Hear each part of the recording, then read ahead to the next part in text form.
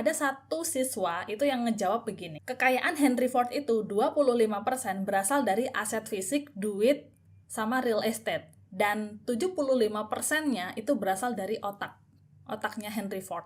Udah sejak lama gue tuh denger tentang namanya Law of Attraction. Dan buku yang jelasin tentang itu juga ada banyak banget kan. Apalagi di YouTube. Di beranda gue tuh sering lewat video tentang manifesting sesuatu. Prinsipnya sama tentang apa yang sering lo pikirin nantinya bakal datang ke hidup lo. Gue tuh sekarang lagi di pertengahan baca buku Law of Success by Napoleon Hill. Anyway, bukunya ada 1000 page. Mantep banget gak tuh?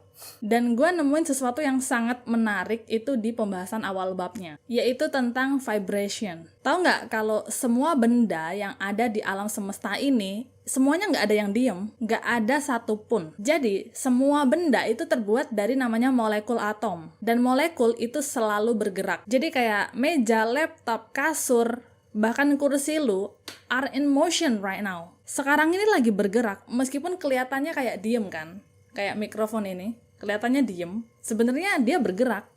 Molekulnya yang bergerak. Dan kata para saintis, molekul atom itu they vibrate, menghasilkan energi. So, everything in the universe is made up of energy. Cuma frekuensinya aja yang beda-beda. Termasuk pikiran kita adalah energi. Makanya hati-hati sama yang lu pikirin. Your mind is a very powerful thing. Dan ini sering terjadi. Apa yang lu pikirin dalam otak, itu yang akan jadi realita lu. Gue pernah lihat postingan di TikTok, ada seorang cewek yang bikin video gitu, dia cerita kalau semua lelaki yang dia temuin itu pasti cheating. Sampai dia beranggapan bahwa semua lelaki itu sama aja, pasti ujung-ujungnya bakalan cheating.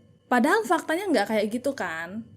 Gue melihat masih banyak kok orang yang cowok ya, yang faithful, yang setia, itu banyak. Realitanya nggak kayak gitu. Sebetulnya dia sendiri yang create realita itu. Karena tanpa sadar, dia sendiri itu nge-attract cowok-cowok yang suka cheating itu buat datang ke dalam hidupnya. Dia jadi magnet. Atau vibration energinya emang negatif. Gue punya family yang tanda kutip hidupnya selalu bermasalah. Kayak susah nyari kerjaan, hidupnya sulit, selalu gagal, kurang happy, mental victim, dan dia merasa semua masalahnya itu nggak ada solusi. Setelah gue ngobrol-ngobrol ya sama dia, tahu nggak, setiap kata yang diucapkan itu semuanya adalah keluhan. Complaining. Vibe-nya tuh negatif banget, gue sampai nggak kuat. Ketika gue menyampaikan sesuatu yang positif nih, harapan, dia selalu menolak. Jadi nggak ada harmonisasi sama sekali. Makanya gue nggak heran, realita kehidupannya ya begitu. Kebetulan gue emang berasal dari lingkungan yang sama, jadi ya gue pernah berada di posisi itu sebelum akhirnya gue memutuskan berubah. Tapi kalau gue case-nya dalam hal keuangan. Ini penyebabnya, karena sejak kecil gue tuh ditanamin mindset kalau nyari duit itu susah banget. Vibration gue negatif sama duit. And here's the thing, if you scare money, money will scare to you. Tahu nggak? Gue dulu tuh takut banget namanya lihat saldo di ATM. Gue juga takut lihat isi dompet. Intinya gue selalu ketakutan kalau gue tuh bakal kehabisan duit. So, kalau gue aja takut lihat saldo rekening gue, the money juga bakal takut buat datang ke rekening gua. You know what I'm saying? Makanya pelan-pelan gua rubah pikiran. Sekarang gua jadi excited banget lihat saldo ATM. Gua yakin duit gua bakal selalu cukup. Dan gua juga menyambut the money. Gua welcome the money buat datang. Terus nyari duit itu gampang karena gua adalah money magnet. Gua yang nge-attract hal-hal positif, opportunity dan money untuk datang ke dalam hidup gua. Pokoknya inget guys, if you have positive energy, you will always attract positive outcome. Anyway guys, gue mau cerita soal pengalaman gue main sosmed. Ini kisah nyata by the way. Jadi beberapa tahun lalu nih sebelum gue aktif jadi content creator, gue tuh pernah nge-unfollow semua orang di sosmed. Jadi following gue tuh 0. Dan gue gak nyangka ya, kalau sosmed itu se-powerful itu, sampai dampaknya itu extend ke real life dong. Jadi setelah gue unfollow semua orang nih, besoknya teman-teman gue di kantor tuh pada heboh. Guess what?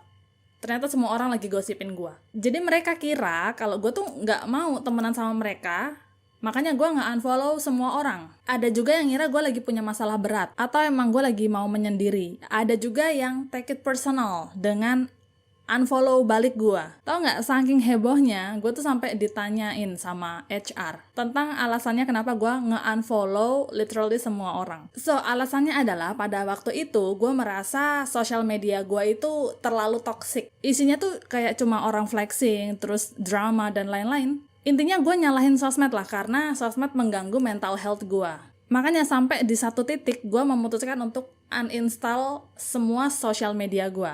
Literally living off the grid. No social media at all. Tapi dalam perjalanan self-improvement, lama-lama gue sadar kalau yang salah itu bukan sosial medianya, tapi diri gue sendiri. Pada saat itu, tanpa sadar diri gue yang toxic. Suka comparison, suka akun drama, dan suka gosip. Makanya algoritma gue ya munculinnya hal-hal kayak gitu. Isinya hal-hal negatif karena tanpa sadar gue put interest ke hal-hal yang toxic. So, setelah gue benerin mindset nih, gue balik lagi bikin social media yang baru. Dan aktif share konten sampai hari ini. Bedanya adalah, kalau sekarang pikiran gue tuh jadi jauh lebih positif. I love my Instagram feeds. Isinya tuh sekarang tentang inspiration, ideas, cats, creativity, knowledge, education, motivation, sama ya akun-akun kucing, because I love cats. Dan tau nggak, kalau kehidupan kita tuh sama kayak algoritma sosmed tahu. Kalau orang-orang yang datang ke hidup lu adalah orang-orang toxic, yang sering bawa masalah, ngedrain energi lu terus, yang suka ngutang duit terus nggak bayar, yang sering memanfaatkan lu doang,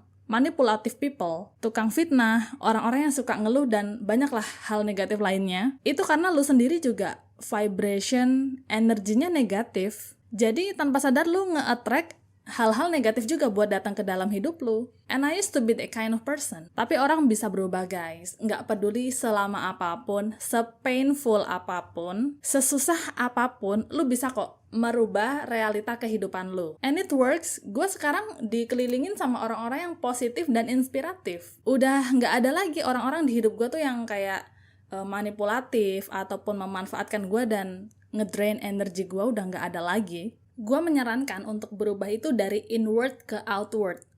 Berubahnya dimulai dari dalam diri lu sendiri. Lu jangan menuntut orang lain untuk berubah, tapi lu yang harus mulai perubahan. Be the change. Alright, sesuai sama pembahasan yang di awal tadi bahwa the law of attraction itu real, karena udah dipelajari ya dalam teori quantum physics. Everything in the universe is energy, termasuk pikiran lu. Makanya gue mau sekarang lu praktekin namanya abundance mindset, atau mindset yang berkelimpahan. Nah, yang lu harus praktekin, pertama adalah menjangkau pikiran di alam bawah sadar lu. Lu harus balik lagi ke masa kecil di mana semua hal dimulai. Atau bahkan saat lu bayi, gua tuh dibesarkan di lingkungan yang miskin. Di lingkungan hidup yang susah. Jadi sejak kecil, banyak orang-orang termasuk keluarga gue yang tanda kutip small-minded, itu yang ngasih naratif ke gue untuk hidup. Lu harus begini, harus begitu, lu gak boleh begini, lu gak boleh begitu. Intinya gue udah ditanemin banyak mindset yang salah sejak kecil. Gue pernah dengar video TED Talk, itu ada orang cerita bahwa sejak kecil nyokapnya tuh selalu bilang, mau lu makan sesedikit apapun, lu tuh bakal tetap gendut, lu bakal jadi gendut terus-terusan, karena emang lu lahir dari genetik keluarga yang gendut. Dan ini orang percaya, makanya saat dia tumbuh dewasa, ya dia gendut. Sampai akhirnya pas usia tua, dia mulai sadar. None of that is true. Makanya dia mulai pelan-pelan mengganti mindset dan memutuskan untuk olahraga and eat healthy. Banyak banget mindset yang salah yang dikasih ke gua tuh sejak kecil. Cuma bedanya manusia sama binatang adalah kita manusia, kita punya pilihan. Dan gue memutuskan untuk berubah. Gue mau nulis naratif baru untuk diri gue sendiri tanpa ada pengaruh dari orang lain. Nah, coba lu inget-inget dan tulis apa aja mindset salah yang lu punya selama ini. Lu tulis dalam kertas. Misalnya nih, dari kecil mungkin lu sering dibilang, lu bakal gendut karena lu keturunan keluarga gendut. Atau cari duit itu susah banget, harus kerja keras banting tulang sampai tipes. Atau cewek itu nggak harus sekolah tinggi-tinggi karena ujung-ujungnya cuma di dapur. Pokoknya tulis aja tulis aja semua mindset salah yang lu terima selama ini di dalam kertas, karena hasilnya setiap orang tuh pasti beda-beda. Nah, setelah lu selesai tulis semua ya, lu ambil kertas baru lagi, lu tumpuk di atas kertas yang lama. Terus lu tulis ulang tuh naratif yang baru sesuai dengan kehidupan yang lu mau, sesuai dengan realita yang lu pingin hidupi. Contohnya, pikiran dan badan gue sehat karena gue olahraga. Atau making money is easy, bahkan gue bisa bikin duit loh saat gue tidur. Atau lu bisa tulis, gue bisa achieve semua impian gue because I'm blessed. Pokoknya tulis aja semua hal yang lu mau because it's your own narrative. Dan setelah gue tahu ya how powerful our mind is, gue sekarang tuh selalu berhati-hati dalam berpikir. Dan gue juga sering isi otak gue tuh pakai hal-hal yang positif dan inspiratif. Otak kita tuh lebih canggih dari segala komputer yang ada di dunia ini. Makanya sayang banget kalau lu sampai nggak maximize isi pikiran lu. Ada sebuah studi di mana siswa itu disuruh untuk meneliti gimana dan mengapa Henry Ford itu bisa kaya raya banget. Dan rata-rata hampir semua siswa itu ngumpulin list atau daftar investasi dan jumlah asetnya Henry Ford. Tapi dari banyaknya jawaban, ada satu siswa itu yang ngejawab begini. Kekayaan Henry Ford itu 25% berasal dari aset fisik, duit, sama real estate. Dan 75%-nya itu berasal dari otaknya Henry Ford. Jadi dengan kata lain, kalau orang ambil kekayaan, rumah, penghasilan, investasi, real estate, tabungan, saham, semua hal perusahaan yang dimiliki oleh Henry Ford, pokoknya sisa sampai nol lah, nggak punya apa-apa. Dalam beberapa tahun, dengan otak yang Henry Ford miliki, dia bakal bisa balik ke posisi yang semula. That's how powerful our brain is. Wow, panjang ya sharing hari ini. Tapi gue excited sih buat bahas hal ini. And I hope kita bisa sama-sama sadar dan bisa menggunakan pikiran sama otak kita itu secara maksimal. Karena emang it's very powerful. Jadi kalau orang mau merubah hidup, yang harus dirubah adalah mindsetnya. Karena nanti outcome-nya bakal ikut berubah sendiri. So, highlight dari topik hari ini adalah, pertama, everything in the universe is energy, termasuk pikiran lu. Makanya gunakan pikiran lu cuma untuk nge-attract hal-hal yang positif. Dua, hidup kita itu sama kayak algoritma sosmed. Hal apa yang lu put interest bakal dimunculin terus dalam kehidupan lu. Nomor 3, practice abundance mindset. Hapus semua mindset salah yang ditanemin ke diri lu sejak kecil dan tulis ulang naratif lu yang baru. 4, perubahan itu dimulai dari dalam diri lu sendiri. Be the change. 5, sumber utama kekayaan itu bukan aset, tapi otak. Jadi kalau semua aset dan harta lu diambil sampai sisa 0, lu bakal bisa balik kaya lagi ke posisi yang semula dengan otak yang lu miliki. Share video ini ke temen lu, biar berkatnya nggak cuma berhenti di lu doang ya, tapi bisa extend sampai ke orang lain juga. Dan jangan lupa follow gue di Instagram sama TikTok. By the way, buat yang belum kenal, my name is Rebecca. Like and subscribe video ini if you find it helpful. I hope you guys have a wonderful day. Thank you so much for watching and I'll see you guys in the future.